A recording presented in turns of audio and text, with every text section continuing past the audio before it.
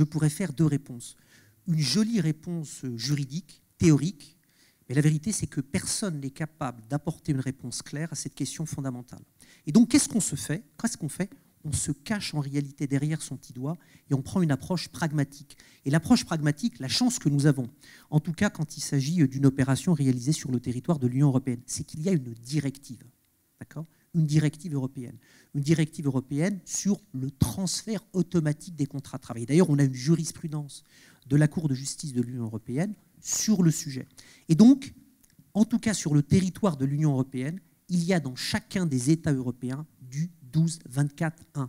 Ce qui veut donc dire qu'il y a un transfert automatique des contrats de travail. Ça, c'est le principe. La difficulté majeure, effectivement, vous avez raison, c'est un transfert transfrontalier. Et le transfert transfrontalier, c'est difficile de dire qu'il ne va pas s'accompagner d'une modification du contrat de travail.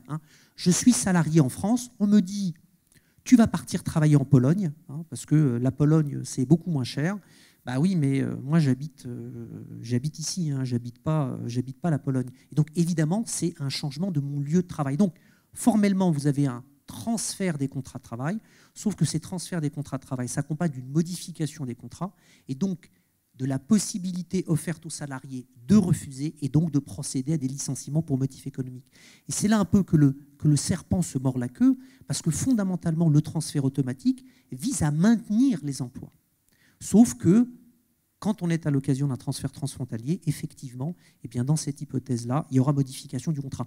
L'hypothèse simple, en réalité, c'est quand les parties prenantes sont de nationalité étrangère, mais qu'au fond, tout se passe en France. Vous voyez, je sais, ça se passe en France, on est entre nous, 12-24-1 s'applique tranquillement entre des employeurs de nationalité étrangère exerçant leur activité en France.